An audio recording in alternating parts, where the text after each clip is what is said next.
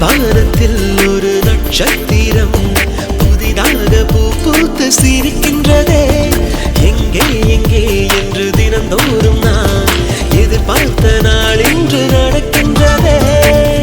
கனவெல்லாம் பலிக்குதே, கண் முன்னே நடக்குதே.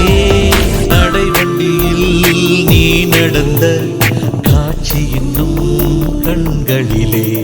நாளையுந்தன் பேரை சொல்லும் பெருமிதங்கள் நெஞ்சினிலே.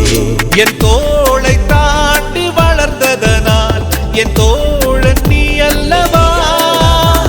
என் வேள்வியாவும் வென்றதனால் என்